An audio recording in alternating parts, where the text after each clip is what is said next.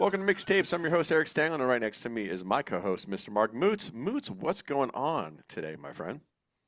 Well, today we have a guest I'm really excited about because I have been listening to his podcast for a couple of years now, I guess, and it's cool for me because while I have listened to this guy talk for hundreds of hours, we have never met. So, co-host of the awesome Talk Louder podcast show, journalist extraordinaire and stand-up guy, your buddy and mine, Dave Glessner. How you doing, man? I'm doing well, man. Thanks for that intro. Wow. Yeah. Hey. I feel like I just got a promotion or something. That's very, very kind of you. Happy to be here. Thanks for inviting me. Oh, Absolutely. absolutely. And we've had Dave on the show before you were co-host, Mark, and we Yep. talked about Dave's life, and man, well, that was totally fun. If you guys want to check that out, you can go back into the archives. If it's the first time you've heard an episode, please hit that subscribe button wherever you're listening. We got YouTube, Patreon, all that other junk. I don't want to get into it because we just want to talk to our buddy and learn about the album that made him. Okay, and That's and right. and and that's a question that's, I'll be honest with you, it's such a fun segment, but you can't do it with one album. I mean, there's that DNA tree of there's many albums that make you, right? So when me and Mark did ours, he did the first King's X record, and I did Van Halen '84 because that was my entry into wanting to be a guitar player.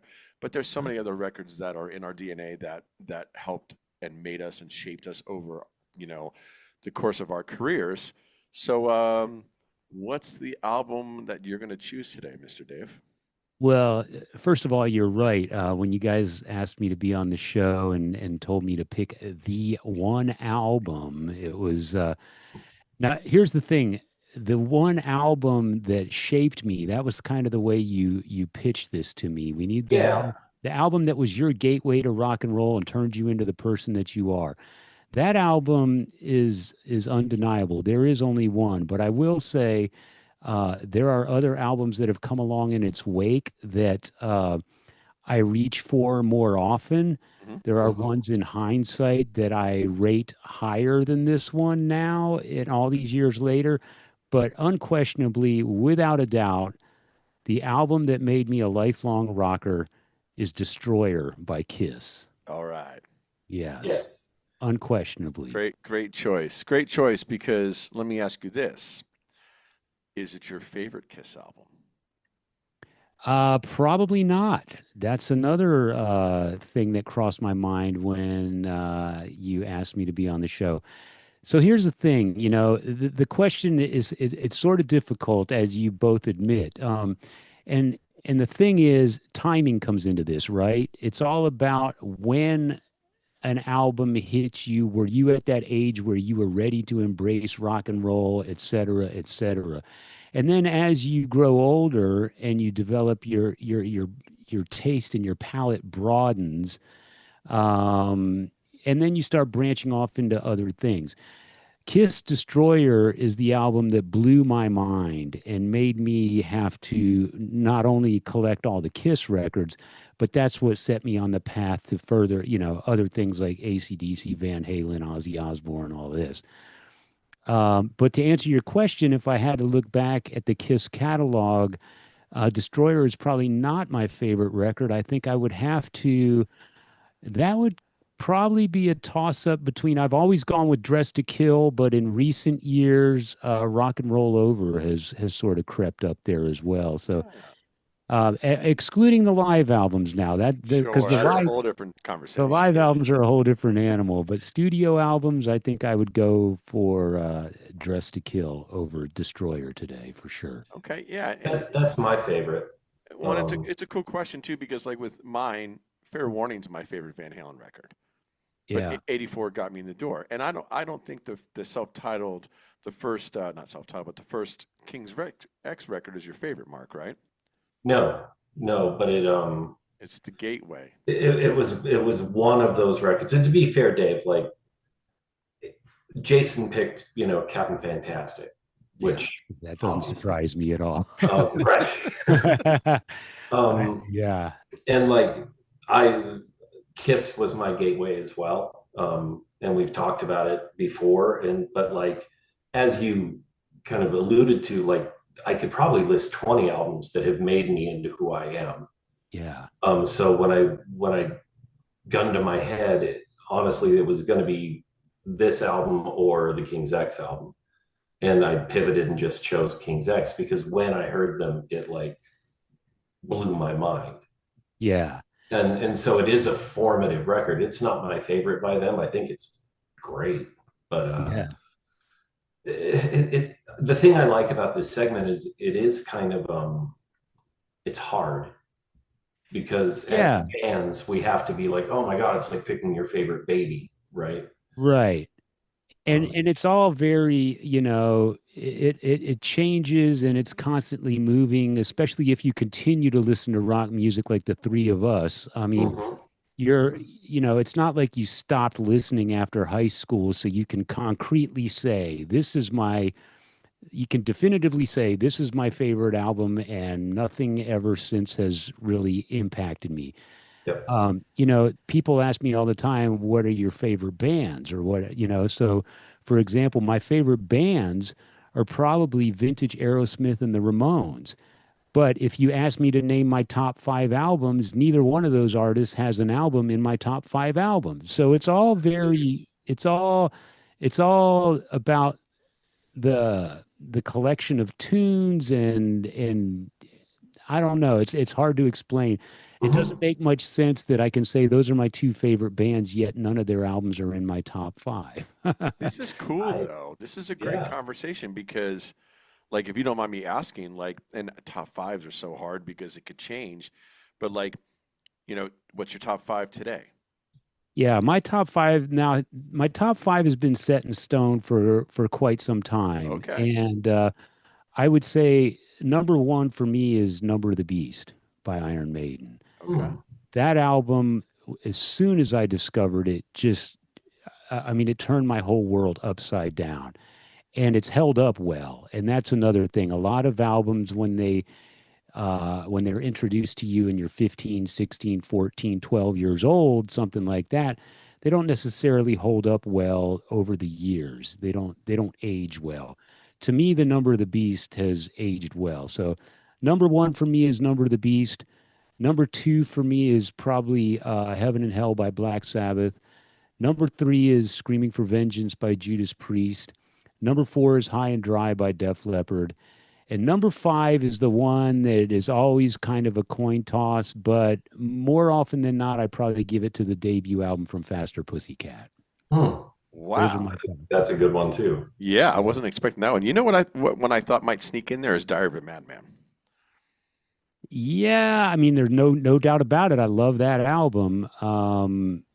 But and oddly enough, Black Sabbath is one of my favorite bands, but the Sabbath album that makes my top five is one with Ronnie James Dio singing. Right?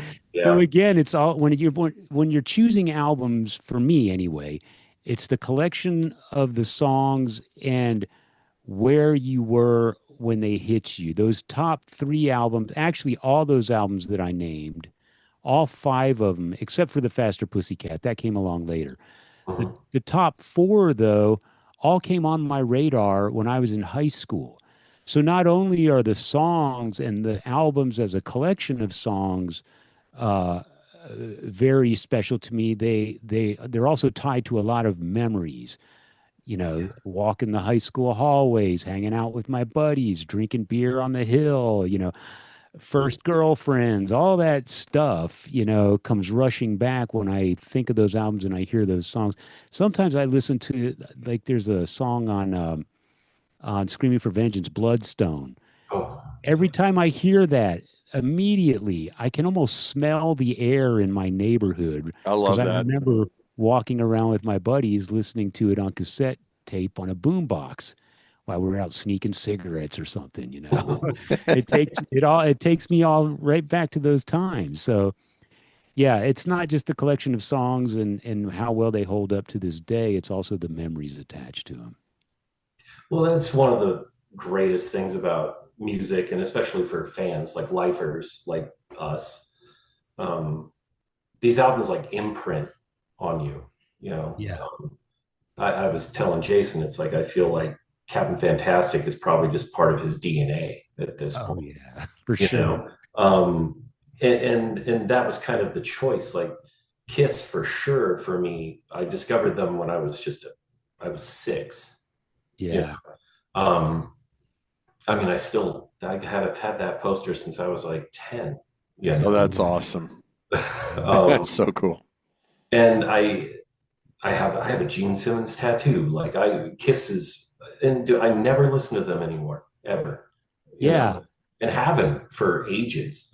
But Same. arguably, they're easily one of the most important things that's ever happened to me in my life. So in that spirit, where were you at when Destroyer came around for you? Yeah. So Destroyer came out in 76, and I didn't discover it until about 78. And so here's the backstory. My dad was in the Air Force, so I grew up in a military family. So from 75 to 78, we were living in England and we were stationed on an American Air Force base. And at that time, 75 to 78, I'm like 9, 10, and 11 years old. So I'm right in that age range, those 3 years. Well, at some point during that time frame, we lived on an American Air Force base. So one of my friends, also another 9 or 10-year-old kid, lived in the house across the way from my house. And he had 3 older brothers. Now, remember, these are all Americans living on a base. So they're coming in and coming out, they're there for 2 years and then they're gone. And then somebody else moves into the house for a year or three and then they're gone. Well, we got there, and this kid's name is Pat Andrews, and he was my age. He was my best friend, and he had 3 older brothers. And I, looking back in hindsight, I looked at them at the time as much older, but they probably really weren't. Sure, sure. But they were old enough to have, they were starting to have long hair. And I remember the oldest brother had the Frampton Comes Alive poster in his bedroom. And so I was starting, the seeds of rock and roll were starting to get planted in my brain. And then I discovered that when you went to the library on the Air Force Base, not only could you check out books, you could check out records. So, Yeah. because of the influence of my friends' older brothers, they were turning me on to things like I remember definitely Leonard Skinner, ZZ Top. I was living in England again from 75 to 78. So Queen is huge. Top of the Pops is on television. So I'm seeing Queen on TV when Bohemian Rhapsody had its first run up the charts, way before the Wayne's World movie, when it first came out. Yeah. So I'm seeing stuff like this on TV. My friends' older brothers have these cool records. I've got cassette tapes of Leonard Skinner. They're not even proper store-bought tapes. They were dubbed tapes that my friend's brother had recorded for me off of his turntable. Okay. So I'm starting the juices of rock and roll are starting to seep into my system, right? Yeah. Well, then that family, my friend and his family, they leave the Air Force Base and go back to the States. And about a year later, my family moved back to the States. And then at some point during that time frame, we went to visit my friend's family. And so I remember this distinctly. So I'm sitting in my friend's new bedroom at his new house in Texas, and he goes, "Have you ever heard of Kiss?" And I was like, I was starting to see like pictures in magazines and stuff. They were just starting to come onto my radar, but I hadn't heard any music yet. And I go, I'm kind of aware of them, but I'd never heard them. I don't know. He goes, dude, this is going to blow your mind. Check this out. And the reason he had it, he had Destroyer on cassette, and the reason he had it is because one of his older brothers was a member of the Columbia House Record Club. So if you're like us and you're a certain age, you remember you could get, 12 or 12. 15 albums. Was it 12? It was 12. For a penny. 12 albums for a penny, right? Yep. And so my friend's older brother was filling out, going through his checklist. He could only come up with 11 titles that he wanted. So he gave it to his little brother, my friend, and said, "Here, you pick something. I need one more." And he just picked Destroyer. And so we're sitting in his bedroom and he puts it on the cassette recorder, and you know how it opens with the car starting up, Yeah. and then just the guitar's going down and it just builds and builds and builds, and then and it was like the most bombastic, heaviest thing I had heard at that point. Because mind you, I was getting into rock and roll, but like I said, it was mostly Skinnerd and ZZ Top. It was sort of boogie woogie stuff with a blues influence.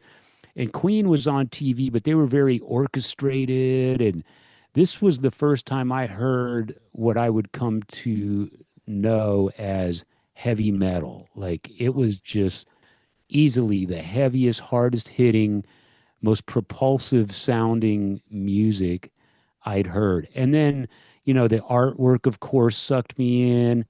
The whole Detroit Rock City has the car crash at the end. I mean, the whole thing was just all my senses were ignited. Everything about it blew my mind. So after we left his house, we went back home to our house, and we were living in Maryland at the time. So we went from Texas back to Maryland, and my mom at the time was working at Sears. If anyone remembers the old department Oh yeah. store, Oh Sears, yeah. Oh yeah. in the mall in Landover, Maryland. And so sometimes she would take me and my sister up to her work, or sometimes we'd go up there with my dad and we meet her for lunch or whatever. But going to see her meant I'd walk past the music section in Sears. And now I'm like all amped up on this band called Kiss, and I have to own that Destroyer cassette, because at the time we were all listening to.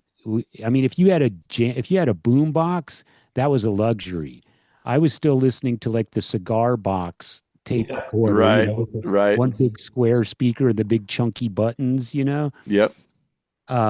So I was in Sears and I went looking for Kiss Destroyer and I found it. And um, of course, I didn't have a job. I wasn't old enough to mow lawns at the time. I guess either my parents bought it for me just out of the goodness of their heart, or I told them, I wanted that for my birthday or Christmas or whatever. But that was my prize. I had to have that Kiss Destroyer on cassette.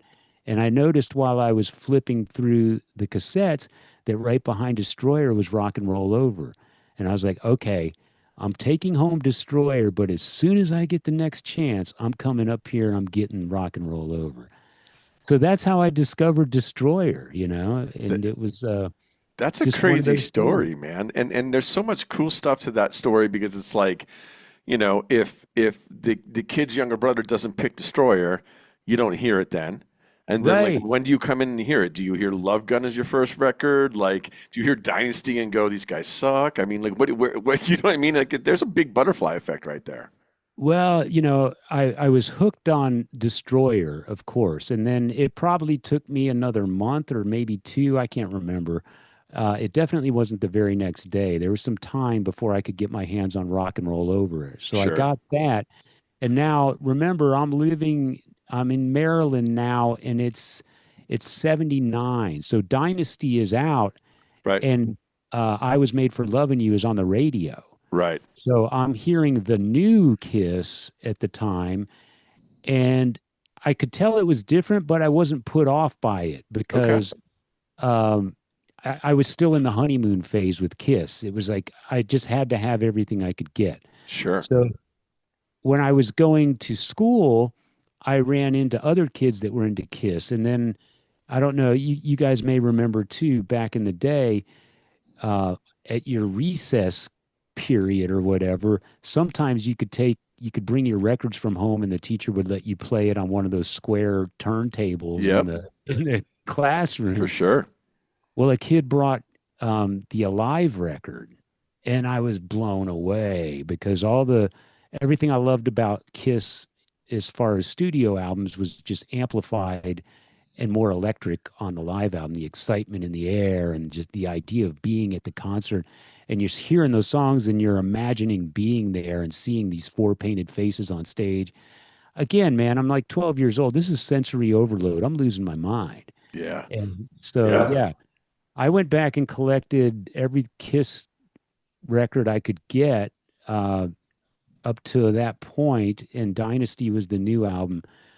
Um, and then by the time Dynasty came out, I heard AC/DC on the radio. I heard Van Halen on the radio. So I was already starting to branch off right about the time Kiss was starting to go downhill with Unmasked and The Elder. And uh, Creatures of the Night was a great comeback record. I Yes, it love that was. record. Great record. But to this day, I tell everyone, give me all of the Kiss records up to and including Dynasty, and then throw in Creatures of the Night, and I'm good. That's all I need. Not to say there aren't No. great songs elsewhere, but that's all I would need. So when they took the makeup off, you were like done. Yeah, by the time they took the makeup off, I mean, by then I'd discovered Iron Maiden and Judas Yeah. Priest, and I mean, I'd moved on to heavier, faster, more sinister, stuff. I can relate to that. Yes, I Yeah. still hung in there with them for some reason. Like even, I mean, shit, I have all the vinyl. I bought like Crazy Nights, even though by that point I'm listening to thrash, but I was like, well, it's Kiss. Like, Yeah, I mean, I have some of those records. yeah, Some of them were given to me by friends who outgrew their record collection. And actually, my copy of Crazy Nights, I think I got when it was my turn to join the Columbia House. I Oh, think that was funny. because I certainly didn't go out and go, I gotta have this record. It was just one of those things where I was probably checking a box and was like, might as well keep extending the Kiss catalog. And so I have it. It's almost in pristine condition because I never play it. I don't like that me record. too. I think I played it once and was like, yeah, that's about right. Yeah. Now, let me ask you this. When you get to hear Destroyer for the first time and you hear Detroit Rock City, and I know this is a long time ago, so forgive me if this is a dummy question, but do you remember if you got through the whole record with your buddy? Did you listen to the whole entire thing, the whole cassette, flip it over, listen to the other side too, or was it just you got through a couple songs and like that was it, and your brain just couldn't handle anymore right now because it was amazing? No, I think, as I recall, we went through the whole cassette because I couldn't believe. Remember, I'm hearing all this for the first time, so it's all brand new to me. And it started with Detroit Rock City. So I'm hooked. I'm in. I'm buckled up and I'm ready for the long ride on this. So we listened to the whole thing. We might have flipped it over and listened to it again. Yeah. Detroit Rock Um, City is such a great opener too if you've never heard Kiss before. oh my God. It's just one of the best openers ever. Yeah. Yeah. Well, the And first three so, songs are amazing. I'm looking yeah. at the track list right now. It's like Detroit Rock City, King of the Nighttime World, God of Thunder, 1, 2, 3 punch right there. Yeah, exactly. Exactly. And so I didn't really begin to study the album until I had my own copy, and then I could play it to death and pour over the J card and all the credits and everything. I didn't have it on vinyl, but the artwork blew me away. Um, and so yeah, I really started studying it after that. And I grew to appreciate the artwork of Ken Kelly, the guy that painted Mm. the album cover. He also did the Love Gun record. Yep. Uh, Rainbow.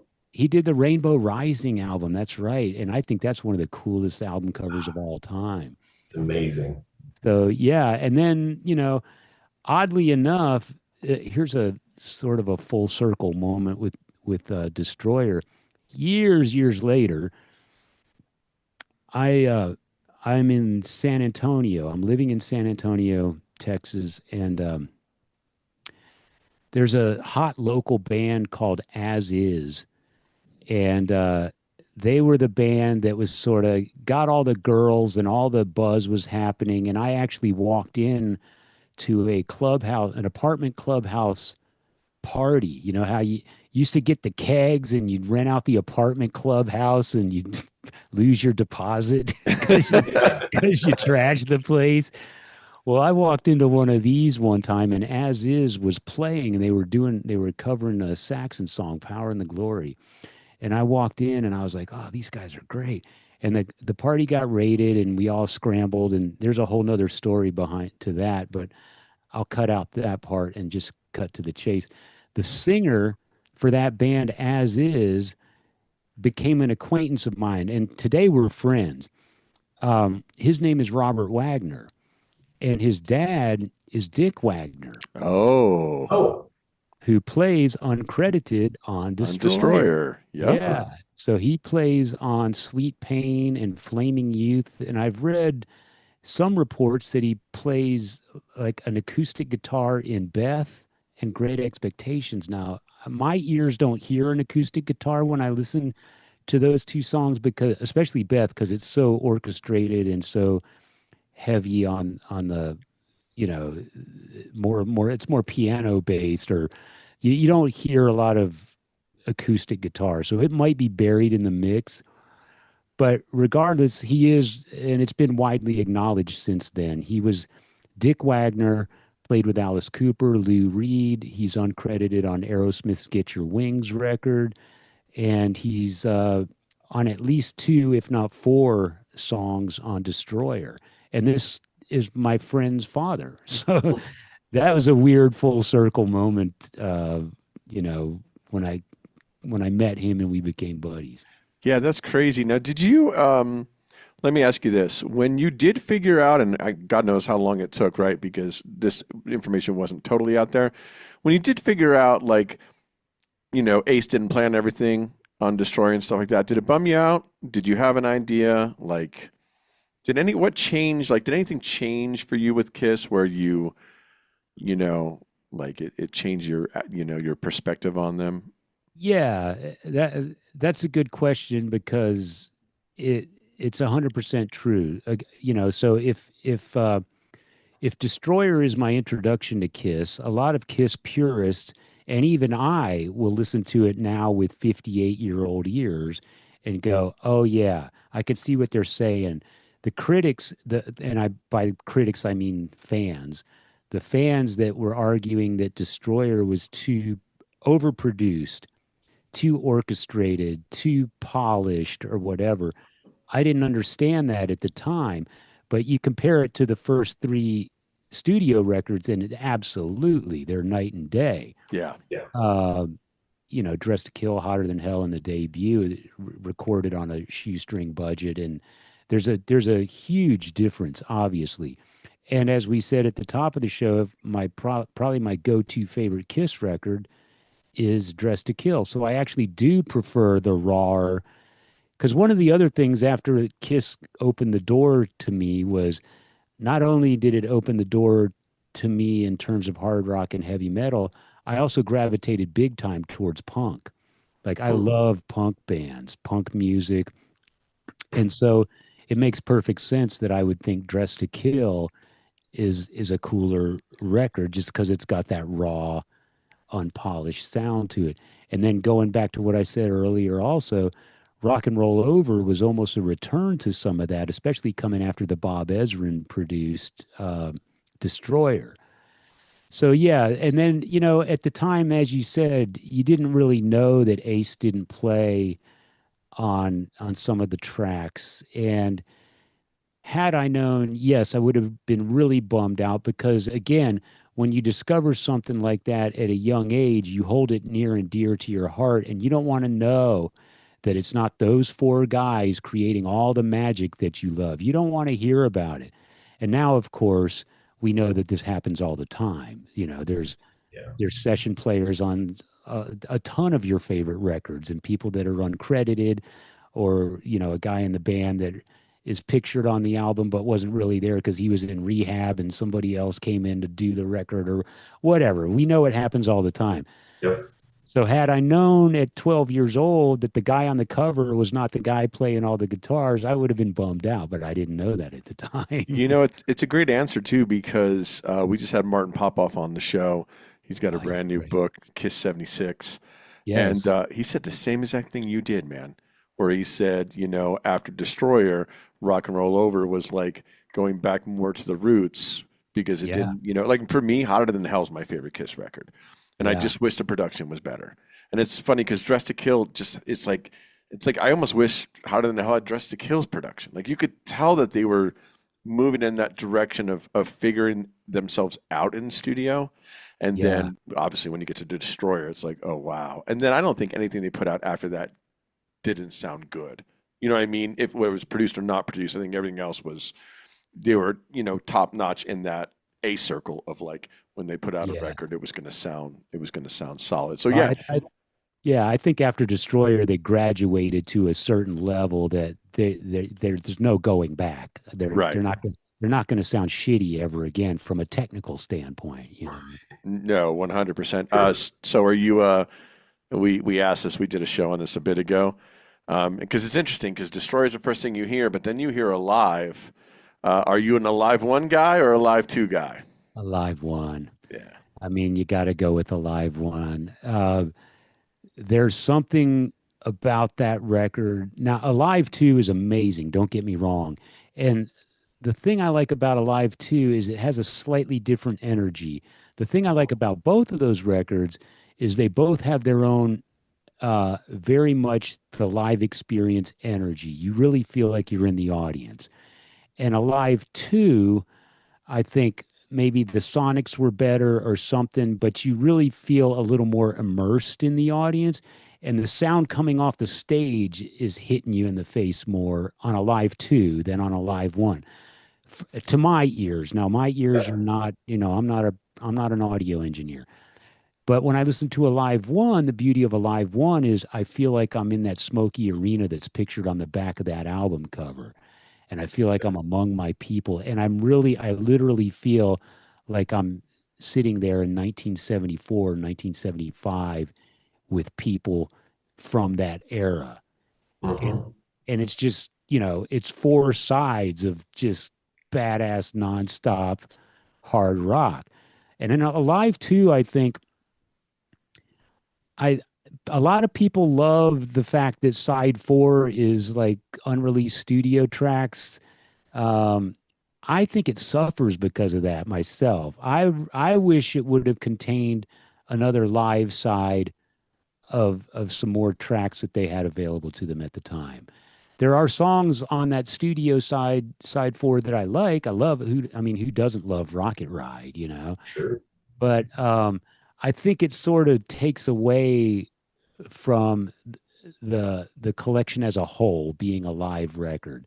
And a live one, of course, doesn't suffer from that.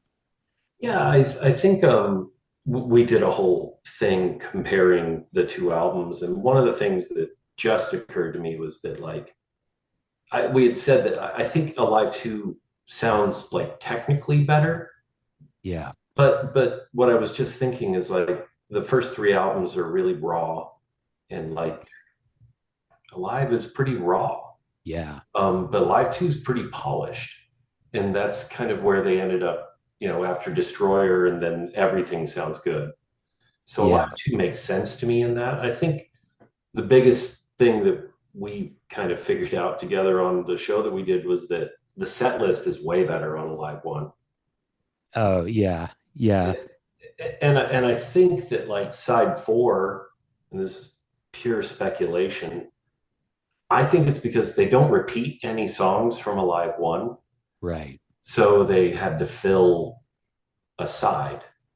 And so they went and recorded some stuff, and I'm glad they did because there's five songs, I think, and three of them are good. Yeah, I'm not knocking the songs. The songs are great. Rocket Ride is classic Kiss. Yeah. It's one of Ace's signature songs.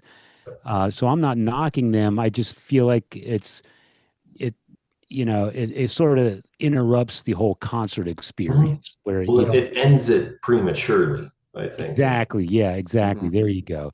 Yeah. And like back to your analogy or comparison between the two, I've always sort of described to me Alive 2, the the guitars, the word I always use is they crackle. There's more sting and crack in the guitars, whereas Alive 1 is a muddier sound Yeah. overall. And I don't mean that it's unlistenable, not at all. It's just a little more muted, whereas Alive 2 to me is more, again, I use that word electric or crackling or sizzling or something. It's got something behind the guitars that really jump out. And of course, the technology had progressed at that time too. And the money, Yeah. they had more money to put into it. One of the things that is funny, Dave, because me and you kind of had the same thing happen to us where I forget the first record I heard, but I heard Alive pretty fast into the game, right after that. Yeah. And Mhm. then I went back and got Hotter Than Hell, and then the first Kiss record, and then Dress to Kill. The thing that makes me love Alive so much is I feel like, as much as I love those three studio records, I feel like the tempos are too slow. And Yeah. I don't know if it's because I heard Alive first and the tempos are faster and they just got that vibe and energy. But that was a real interesting one for me when I, would hear like Parasite, and I was like, wait, what? Wait, what? Like, Yeah. wait a second. Why isn't this as fast as it is on Alive? Or I'd hear, certain tunes where I'm like, oh, this needs to be faster. And I think that was the big one for me. And I do agree with both you guys' points about that fourth side. And this goes back to technology, right? Because, it's not like it's on CD and who cares how many songs are on there. You've got Mhm. another side where what are you going to have a blank side? Like you couldn't Right. do that. And if you ran out of tunes, I mean, you have to put something on that side. I mean, nobody wants to hear a 20-minute Peter Criss drum solo on side four. You know what I mean? So you got to Right. have something filling it up. But I also do think, Mark, that they had a couple tunes that they didn't do on the live that they could have done on a live too. And I think there was a couple Yeah. songs that were on a live two that didn't make a live two that were in the set lists. Like I Yeah. know Ladies in Waiting um, is an outtake on the live record. There's a live Mhm. version of Ladies in Waiting, and then they were doing God, there was one other one they were doing that was super cool that I wish they would have done, and I can't remember. It was off Dress to Kill. I can't think of it right now. But there was a couple that were on there that they probably could have thrown on there. But I don't know if they were doing it in that touring cycle too, right? Yeah. That's Yeah. another thing too. Yeah. Um, And likewise, there was probably songs between Destroyer and Love Gun that weren't included on Alive 2 that could have been, yeah, you know. So even if they were still trying to maintain that separation between the eras, I guess, if you will, there were still other choices, and they chose to go with with some studio tracks. Yeah. And it was also Kiss too. So you have to remember they were always sort of marketing themselves in new and different ways. That could have been their way of throwing something new out there or staying, giving people fresh material on the heels of a live album that you've already heard the songs on the previous studio album. They were always thinking of new ways to promote and market themselves. So it could have been that yeah. just as easily. Yeah. That's a great point, man. You're not wrong with that. Let me just throw a couple quick questions at you. Mhm.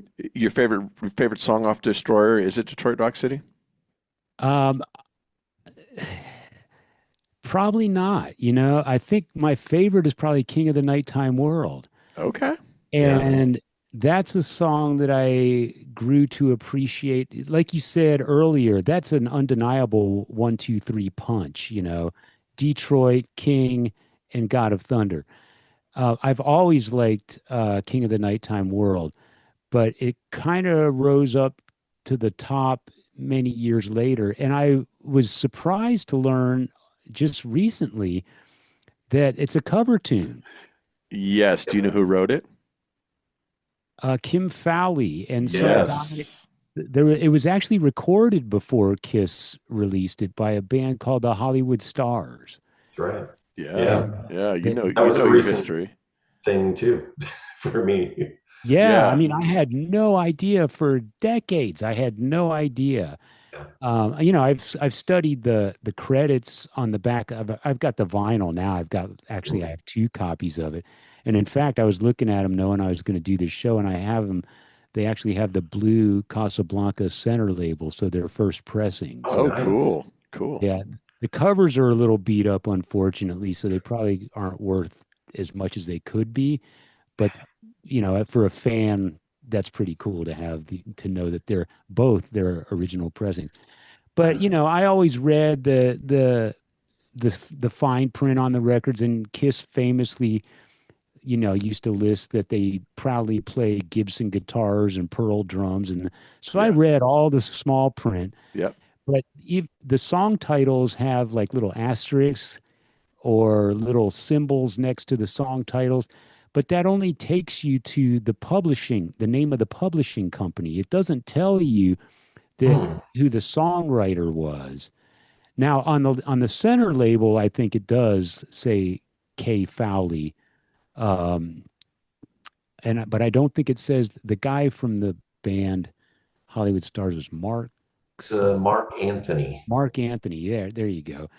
I would have to look again to see if he's credited on the center label, but back then, when I'm looking at it, I'm like, okay, I don't know who these people are. They're definitely not in Kiss, so who knows? Maybe it was some studio guy that helped him out with the song, but I had no idea that it was a fully formed song written and performed by some other band and released prior to Destroyer. I think the Hollywood Stars thing came out in '74. Destroyer came out in '76. Yeah, it's pretty wild. Do you know God of Thunder was a Paul Stanley song first? Yes, yeah, he's credited as the writer, but they all felt that his voice didn't do it the justice that it needed for such a menacing And song. you've heard The his version, demo? right? I've not heard Paul's version. No, Oh, go to YouTube. Well, It's there. really. And you are correct, sir. It's not menacing whatsoever, and it's sped Uh, up really fast too. It's like it almost sounds like Take Me, like that type of speed of it. Ooh, wow. Yeah, I'll have to look that up. yeah, they See, made that's they made the good choice of having Gene sing that one. yes. yeah. That's one of those things that came to light much later, and by that time I had moved on from Kiss, so I didn't Sure. keep up with all of the stuff that was released in subsequent years and stuff that was pulled out of the vaults and all that stuff. Sure, sure. Is Yeah. is there a song you don't like off the record? Yeah, I've never been a fan of Great Expectations. Hmm. I agree. Um, uh, that might be it. I mean, to me, except for Great Expectations, side one is solid. And then side two, my favorite song on side two was always Shout It Out Loud. I mean, that Yeah, to just a me, that's classic. still one of my favorite Kiss songs. But, and I always loved Do You Love Me, which was the other Kim Fowley song. Yep. Um, but I always thought Flaming Youth and Sweet Pain's pretty good, but Flaming Youth I could take or leave. In later years, when I look back at it, or listened to it with more mature ears that had heard more, I could find holes in it. I could spot the filler. Of course, when I was 12 years old, I thought the whole thing was amazing. Right. Except Great Expectations. Even at 12 years old, I was like, what the hell is this? Isn't that Yeah. isn't that great? There's always that one song on every record where you're like, what? What happened here? Right? Yeah. That's probably part of the reason why Destroyer doesn't stand as my favorite, or it's probably in my top three Kiss albums, but it's definitely not number one, and it's probably because of that consistency. I've learned to sniff out the filler in that record as the years have gone by. It's a great point too, and I think if you're a big Kiss fan, let's put it this way, if you're like an honest Kiss fan, how about that, right? It's probably a better way to put it. If you're an honest Kiss fan and you realize everything they did do, it wasn't the greatest thing ever, it's like you start realizing like this isn't their strongest record, and you can go back and look and, like I said, for me, Hotter Than Hell is just, it gives me that Black Sabbath thing I need. I love the Peter Criss stuff on there. Like I love the diversity on that record. It's just it's great for me. I like the first record too. I like Yeah. Dress to Kill. The first record's kind of underrated. I mean, Very. if you give me Kiss Alive's Black Diamond on the first record, that goes up quite a bit because I You know, love the Alive version of Black Diamond. that first record, it just had like its 50th anniversary or something. It was Yeah, somewhere around there. some landmark that made us all feel terribly old. But Like it 3 years ago, it had a 50th anniversary. it Yeah, was just it was just on social media recently Yeah. for some milestone anniversary. I oh, I know forget. when it was, guys, because this is the year I was born. It was 74. Hmm. Okay, Yeah, so so it's 51 years old. 51 years. Okay. So more than half a century. Yes. Thanks, Dave. Yeah, sure. But Us too.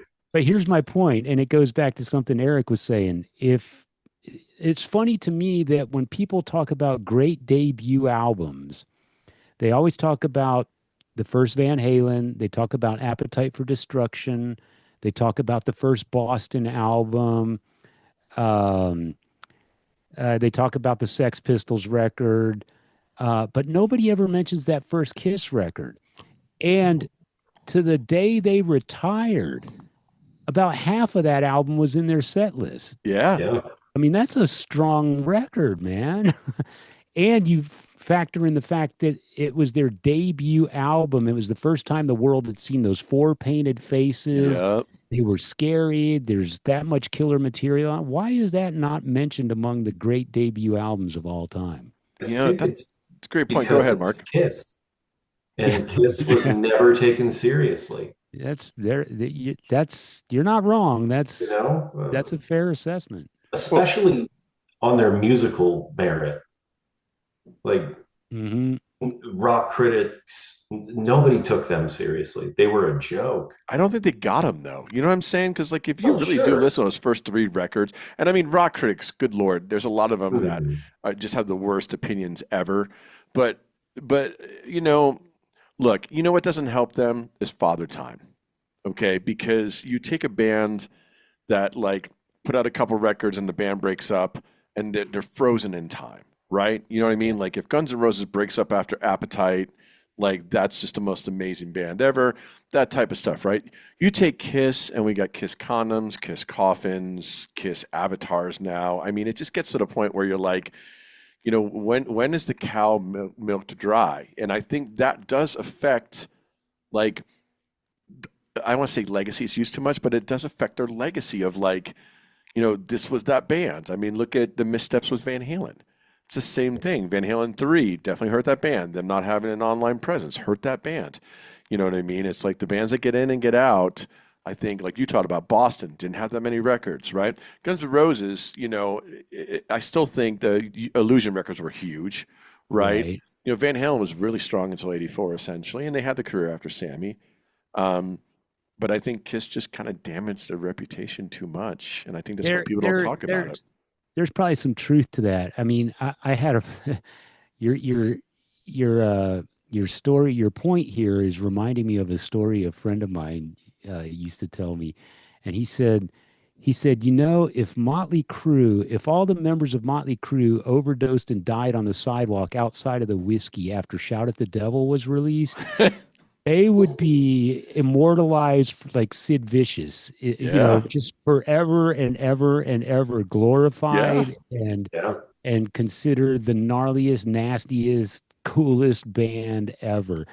But they stuck around, and eventually the quality starts to suffer and the image goes downhill. And so there's some validity to your point. I wanted to go back to something you said earlier, Eric, about if you start examining the catalog, you can say, oh, this wasn't their best, or they should have done this, or this album would have been better if they would have left this off, or if they would have added that. You have to remember the first like 10 Kiss records came out in the space of like 5 years or something. They yeah, were pretty putting out crazy. two albums a year, Yeah, It which was is like 7 years. insane. Yeah, I mean Yeah. that pace is ridiculous. So they were cranking out records like on average two a year Yep. Up up to until like Dynasty. Dynasty. well, and Yeah, then remember the live albums on top of that, the solo records, they were like Kathleen Gifford sweatshop employees. du I double mean, platinum. Throw Yep. double platinum in there. yeah, Yeah, all Kiss, four solo all albums. four Kiss solo Yeah, meets the albums, Kiss Alive Phantom. 1, Kiss Alive 2, the originals, I mean, good yeah, Lord. yeah, yeah. Exactly. And That's the movie. Oh Yeah, yeah, and the Kiss meets movie. the Phantom of the Yeah, yeah. Good We point. all we had forgotten that. We had mercifully forgotten that till you Never brought it forget. We have not talked about on the podcast until right now. How did we not talk about that movie? I don't know. Probably because it's so terrible. Oh, it's so bad. God, up. it's so bad. Dave, But go ahead. I remember when it came out though. Again, it came out. I was the target audience when that thing came out, and I thought it was the greatest thing ever. Because here's the other thing that people tend to forget, even people our age, because we've been so bombarded with technology. Uh, in I'll say recent years, it's just been on hyper speed, but it's certainly nothing new. But if you go back and you have to remember, there was a time when the only way you could get a glimpse of your favorite band was opening Cream magazine Yeah. or something like, or looking at the album cover, or to go see them in concert that one time a year that they came to your town. So Mhm. when Kiss Meets the Phantom of the Park is on television, and I'm too young to go to concerts, I'm like, wow, there they are. They're moving, they're Yeah. breathing, they're talking. I mean, it's like they've come to life on my television screen. That was a big deal, man. I It didn't was. care. I didn't know or care that the script was horrible and the acting was terrible. But it was, it's like, oh my God, Kiss is on my TV. This is the greatest thing ever. No, you're not wrong. Because I do remember, like, I was so excited, and the next day at school, we're all like, "Oh my God, did you see that?" And then Paul shoots the thing, and Gene's blah blah Yeah. blah. Yeah. But like, I'm in elementary school. On a long enough timeline, everything has a chance of looking bad, and I like their idea of like Hard Day's Night meets Star Wars, basically, but like Yeah. they failed on both. Right. But I did watch it a few years ago, and it's awful, but it's really hilarious. Oh, Yeah. Like it kind of flipped to where it's so terrible, it's actually pretty great. Right. what is It still has entertainment value, but for all the wrong Yes, reasons. yeah, exactly. what's the song they sing instead of Hotter Than Hell? What's the It's line in it? Like crush and destroy or something? it's Oh yeah, yeah, wreck and destroy or crush and destroy or something. something like that. Um, Oh, dude, yeah, it's so good. But you know what, man? Kiss is one of those bands when we think about it, we all probably saw before we heard. You know what I mean? And that's a pretty powerful thing when you think about that. Most bands, you hear a band, then you learn more. Kiss, we visually, probably all three of us saw Kiss probably before we actually heard Kiss. They're yeah, still around, you know what I mean? Which is a testament to that band's staying power. There's a lot of important stuff. Like, me and Mark talked about it in our episode when we talked about Alive 1 and Alive 2. And I remember in Ace Frehley, mhm, Ace doesn't get credit, but when you think about people that influence people on the guitar, Jimi Hendrix is one for sure. Eddie Van Halen is one for sure. Jimmy Page is one for sure. But Ace mhm, Frehley influenced a ton of 80s, 90s guitar players. And I yeah, don't think he got that due that he should have. I mean, guys like Dimebag Darrell, the dudes from Skid Row. I mean, you can go yeah, Soundgarden, like, Alice in Chains. There's so many of those bands that were influenced, and his vibrato is insane. I mean, mhm, that's something that, he wasn't the best player in the world, but the vibrato is killer. I don't think they get. Paul had a really good voice. Gene was a good bass player in the beginning before he stopped playing yeah, on some of the records. Like Mark said earlier, they don't get the due that they should. It was one of those bands you kind of had to stand up for too when you were younger. Like, Oh you like yeah, Kiss, blah blah blah. It's like, you know, yeah, but it's limited. If you don't know much from Kiss, what do people know from Kiss if they're not Kiss fans? Rock and Roll All Night, right? and the yeah. makeup. Yeah, and the They know makeup. they Makeup, know the yeah, logo and the makeup. Again, two visual things, not music, right? Correct. So the thing, the casual person, like I can ask my 80-year-old mother, what do you know about Kiss? And the first thing she'll say is they're the ones with the makeup or Yeah. something, right? My dad Yeah. called yeah. my dad called them outer space idiots. Yeah. That was my dad's view on Kiss. I want to ask you this question, Dave, and then we'll let you out of here. And this is a question that I'm trying to ask everybody that's on the show. So if you meet somebody that has never heard Kiss before, is this the record you turn them on to? If not, what's the record you turn them on to make them become a Kiss fan? In hindsight, I would have to go with Alive. Yeah. Right. If we're just talking any random album, if you're Yep. talking strictly studio albums, then I would point them to Dress to Kill. Okay. Hmm. But yeah, I would go with Alive. and again, that's me today, and me today has a lot of punk rock in my DNA. So Mhm. when bands that excite me are bands that are like heavy, hard rock, but also kind of raw and ragged and have sort of that punk rock attitude. So to me, that the Kiss album that represents that mix the best is Dress to Kill. So I would point to Dress to Kill. I love it, and you're Great not wrong answer. in what you say because I think me and Moots would have agreed with you on Alive. Like I Yeah. think that's the gateway record where, and it's the one that's so thrown influence wise in all the great interviews I would read when I was a kid, or like when I was a teenager, would be like, oh, Dimebag Darrell, top favorite albums, Kiss Alive would be in there. A lot of people would just quote Kiss Alive, Kiss Alive, Kiss Alive, Kiss Alive with the tennis racket on the bed, that type of thing, Yeah. and I think that's cool because we asked Jason the same thing in our interview with him, where I said, "Is this the record, Captain Fantastic, that you get people to get into, Elton John, or is it, Goodbye Yellow Brick Road, or what is it? You know what I mean?" So I loved your answer on that. Mhm. Mark, before we Yes. let Dave out of here, is there anything you'd like to add? Well, I'd like to add that once again, it's good to like meet you. Yeah, likewise. This is And super, super cool. Do you want to talk about the Talk Louder for a second? Yes, please. sure, sure. What do you want to know? Well, Well, we know enough. We're listeners. Let our yeah. listeners know why they need to Okay. subscribe to you guys. Okay. For those who don't know, I have a podcast called the Talk Louder Podcast. I co-host it with my friend Jason McMaster. Most people know Jason as the singer for Dangerous Toys, but he also fronts Watchtower, Broken Teeth, Igniter. The list goes on and on. Uh, yeah, he's got a million projects, and but he's probably best known for Dangerous Toys. But we started this podcast 5 years ago. In February was our 5 year anniversary, and this was all at the urging of our producer, a guy named Jared Tootin. And Jared used to play guitar in a band called Pariah, if anybody remembers Pariah from back in the day. They were a really cool band, Yeah, actually. they were signed to Geffen Records right when Guns N' Roses was blowing up.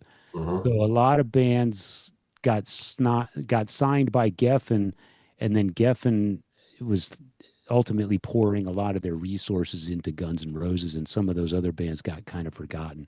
Yeah. Pariah kind of fell by the wayside after one record.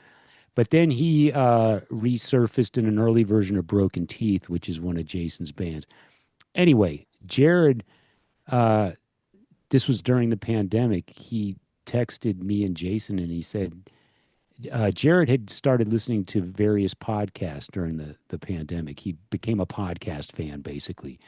And he said, "Hey, have you guys ever considered hosting a podcast?" And Jason and I didn't know anything about podcasts. We were like, "What does it entail? I don't know. What do you mean?" And he goes, "Just the two of you. I notice whenever we're at a party or we're at a gig and you guys start talking about rock and roll, you guys get into this whole other level of nerdy facts and people just start hovering around you. And it's like you're carrying on a interesting conversation and you don't even know it, but people are like sticking their heads in trying to catch everything they can. And then they're asking questions and you've got answers and it just goes on and on."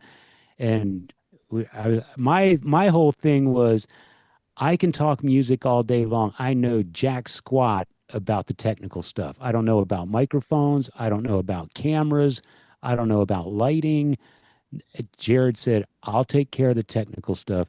You just show up and talk. You and Jason figure this out." And then he said, the thing that killed me, and I still laugh about this, he goes, "Now, if we're going to do this, we can't just do it for a couple months and then you guys get tired of it and say, well, that was fun, game over." He goes, "I want you to think about this long term. I'm talking like a year." And I remember at the time, I remember thinking, a year? A year? Are you out of your mind to do this for a year? Yeah. And here we are 5 years later, and we put out a new episode every week. They used to come out on Wednesdays. Now they come out on Mondays. We're on Instagram. We have our own YouTube channel. We're on all the podcast platforms. And the format is basically Jason and I, we have a guest on the show each week, and that guest is a name that people recognize in the world of hard rock, heavy metal, punk rock. Um, we just had Tom Hunting from Exodus on the show. Um, we've had Bob Daisley from, speaking of Diary of a Madman earlier, Bob Yep. Daisley was on the show. We've had Kerry King from Slayer. We've had Richie Faulkner from Judas Priest. Max Normand you had on, which was We a had great Max episode, by the Norman. way. Yeah, Yeah. yeah. So it's people, if you're into, you know, the type of music we've been talking about today on your show, Kiss and 80s and 70s hard rock, heavy metal, and punk rock, the Talk Louder podcast is all that. So Yeah, I am a unashamedly, unabashedly a big fan. I mean, I see you posting on our Instagram account all the time, and I do appreciate it. all the That's really time. No, cool. I mean, you guys gave me a shout out like a year and a half ago or something, because I had text Jason showing him that I had listened to every single episode, and Yeah, he there thought it It's is. definitely in my he thought, rotation. yeah, You're he thought nice. your shit was broken. He was like, "What does that mean?" And I'm like, "It means I've heard every single show." And he was like, "You got time on your hands, bro?" I was like, Yeah. because it was at that point you guys were at a couple hundred episodes, I think. You Yeah, know, we're just under 300 now, and it doesn't yeah. sound like a lot, but when you stop and think that we put out an episode once a week, every Mhm. week for 5 years, Yeah. it's a lot. It's pretty demanding. I mean, when I had that surgery recently, we were basically off the air for almost 2 months, which was absolutely unheard of for us. We haven't missed a week in 5 years of doing this. Yeah, So when you put it like that, I mean, and we work day jobs, so we have to do this on weekends, and it cuts into our family time, and I can't go out of town because first thing in the morning I got to interview somebody or whatever. And I'm not complaining, but it is very, it's all consuming. yeah, But I get it. we've always said, you know what, we'll do this as long as it continues to be fun, and someday if it's not fun, we'll pack it up and call it a day. So Perfect. And that's how you do it, man, because we do the same thing. Like I went through a dry spell where I was like, man, I don't really feel like doing this anymore. I lost my dad, and life just got really ridiculous. And then, Mark's like, what are you doing with the podcast? I'm like, nothing really, blah, blah. And, he decided to come on as a co-host, and then it's just been a ton of fun again. And we had Bob on the show also, Bob Daisley, and, we had Max Cavalera on the show, and, Alex Skolnick. We've had a lot of the same guests, I Yeah, promise you, we're yeah, not, we we're have. not stalking you. Yeah, But it is I know fun how it is. They're all in the in the press cycle. cycle, you Yeah, know. they're in that cycle I for we sure. You know what we've I got mean? we've got a buddy up in New York that has a podcast, and I follow his, and I see that he gets the same guests because we all get the same emails from the same publicist, and we Yep. all put in our requests, and we're all talking to the same people around the same time because they're promoting something. But the thing I love yeah, about yours, and I'm just going to plug you guys real quick on this, is that I feel like you guys come at two different angles with it, and that's what I enjoy about your show. You got the Jason aspect where he was in the business forever and still is in the business and whatnot, and then you're the radio slash journalist. I always feel like you guys play off each other well. I feel like you have a lot of really intelligent questions you ask. That Max Norman interview, man, I was just like, I was a kid in a candy store listening to that episode, and that's what I love about your guys' podcast. It's like the Billy Corgan one I like too, because Billy's in the business and he gets it. And he doesn't ask so what's going on with the new record? Are you happy with the songs? Like, it's not that bullshit. And that's what I love about you guys' show. Like, you're not afraid to ask questions that, you know, like I think your guests appreciate being asked, if that makes sense. Yeah, and some of that is our, between me and Jason, some of that is our individual experience, and some of it, man, I'm telling you, it just boils down to us being fans. Yeah. We've mhm, followed enough stuff throughout the years that we know what bad stuff is, and we try to avoid it. Yeah. We've read all the magazines where they ask the artist, "What's your favorite color?" and Yeah. Oh God, man, these poor guys have been, and then because I'm not technically in the business like Jason is, but I've done enough interviews in my time where I can appreciate that somebody's been asked the same damn question 30 times this afternoon. So when they get to me, I have to make sure that my question is, takes a slight left turn or is different just enough to bring them back awake.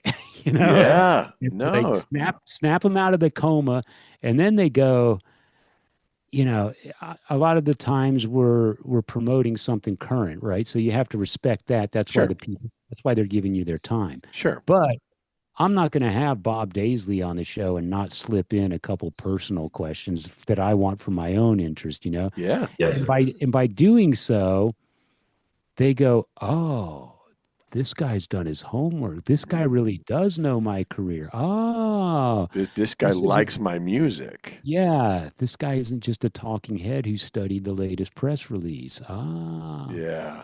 And then I think when Jason and I get on camera and they see all this clutter in our backgrounds, they go, "Oh, okay, these guys get it. Yes. They've been collecting and following for a long time." So, So, Well, mixtape listeners, please yes. listen to Talk Louder. Subscribe to the show, man. I mean, you're definitely going to hear some great shit. And like I said, you're in my rotation. Moots, it's in his rotation too. Oh yeah. thank you Yeah, guys. man, 100%. Yes. Anything else you want to add or promote, my friend? No, not at all.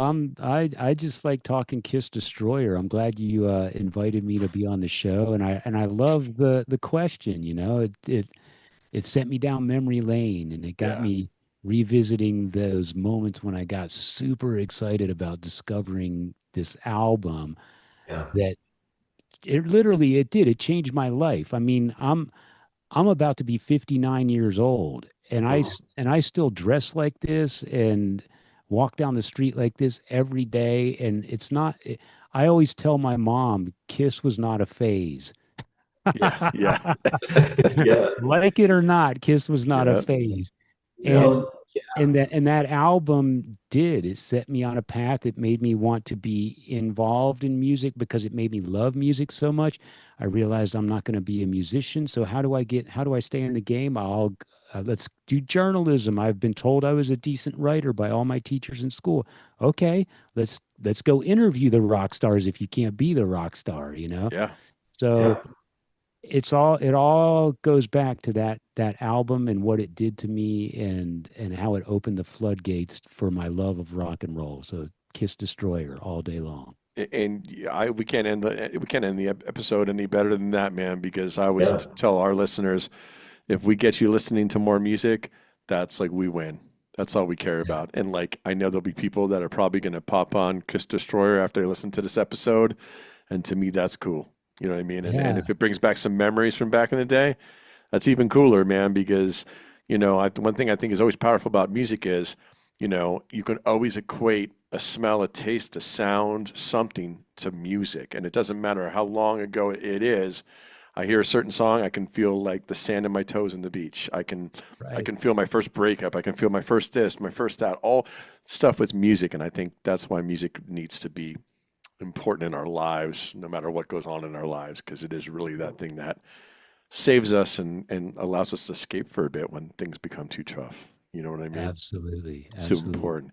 Dave, Yeah. thanks for your time, man. We really do appreciate you tonight coming Eric on and to the Mark, show. thank you both so much for having me. This was a lot of fun, man. I really appreciate the invite. And Mark, it was great to finally meet you. And both of Thank you, thank you for all your support on the Talk Louder podcast. Thank you so much for all of that. Thanks for you. Oh putting yeah. out a great product, man. We really do Yeah. appreciate that. Thanks, We'll, guys. we'll talk with you soon, Dave. Take care, my All right, friend. guys. Take care, man. He's like the coolest dude. I'm so glad you got to see him Yeah. on camera and just Yeah, man. he's just man, what I love about that guy is like he's the same on the show, the Talk Lauder show. He's Yeah. just you can just tell he's just a consistent good dude that loves music like we do. Yeah, I mean, I think that was the thing when I discovered Talk Louder, it was like these are guys I would hang out with. Yeah. And they're doing the thing that I would do with my friends. Yeah. We just sit around and talk about the stuff we're into and have a good time. And um, Dave and Jason both are just genuine, authentic people. 100%. And yeah, he was exactly how he's been every time I've ever listened to him. It was super cool. And it was fun revisiting Destroyer again. It did make me think a little differently, which is always fun too. Yeah. Yeah. I also think the thing that was neat about it is, and this is why I'm going to love this segment in the future, is you're getting into the mind's eye of somebody and how Hmm. important that record was. And I Yes. and I think that's kind of neat because maybe it makes that record different for you, maybe it doesn't, but it's like you're you're allowing somebody to talk about why a record's so important to them. And I don't think we have Mhm. that enough. And I'm sure people will steal the idea if they hear it, if we get rolling with it. But it's Right. like I'm cool with that also because, you should remember those things. Like you Yeah. should remember why albums are so important to you and like what albums or like slash songs got you over like tough parts in your life when you were at your most vulnerable, whether you were a younger kid not understanding heartbreak or Mhm. rejection or those type of things, or like even when you were older and like you'd have a friend pass or a parent pass or those type of things. Like music is so unbelievably underrated, even though it's overrated. It's so underrated on what it does for your mental health. It's like exercise. I think those two things together like are Yeah. very important for us as human beings. I totally agree. I mean, I think especially for people like us who are just music people, Yeah. it's part of like it sounds so cheesy, but it is. It's like the fabric of our lives. Yeah. It does. All this stuff is part of who we are. And celebrating those albums one by one is going to be a lot of fun. I think so too. I'm looking forward to the guests we're going to have on for the show. Yep. And what sponsor do we have to do for that thing? Was that Cotton? That was Cotton. Yeah, Yes. that'd be I'll so. put the logo right over That'd be here. so fucking metal, dude. I'll do it. I'd Um, love to do that if we ever did the ad stuff. And I would love for it to be shit that made no sense the in fabric terms of what our of our show is, lives. right? Yeah. No, but great show. Dave's awesome dude. And honestly, any of our friends who are listening to us now and like our show, go listen to Talk Louder. Yeah, It's a great 100%. podcast. It Yeah, you really is. can't miss on that. Their personalities are so different, but they're so cool.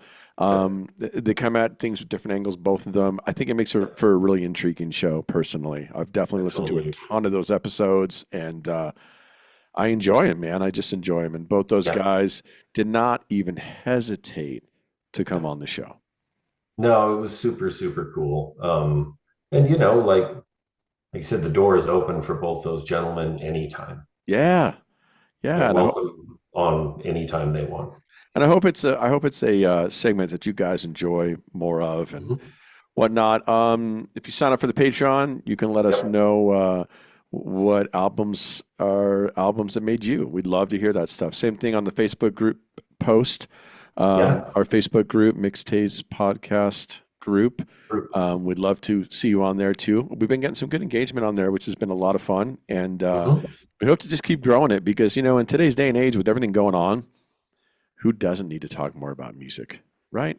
We need to talk about something that makes us feel good And yeah, it or makes feel something. yes, makes us feel happy, makes us remember things.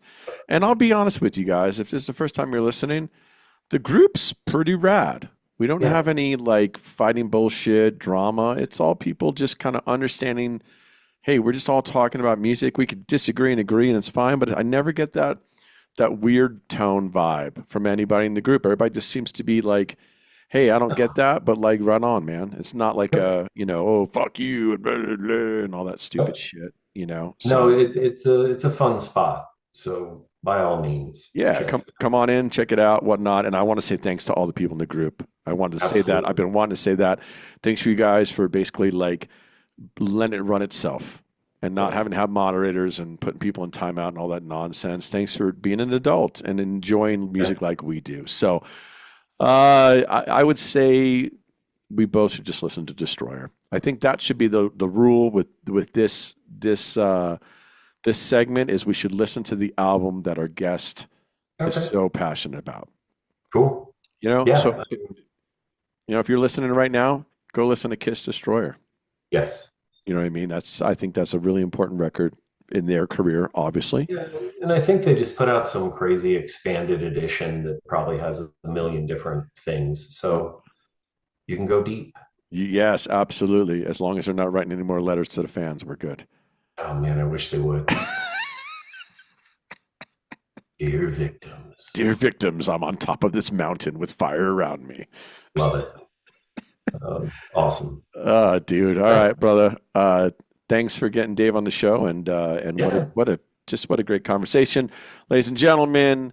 Subscribe, blah blah blah, all that stuff. You know what to do. And like we always say to every episode, be good to yourselves, be good to others. Text, call a friend, man, say hi, tell them you found a cool new podcast called Mixtapes. Talk to you guys soon.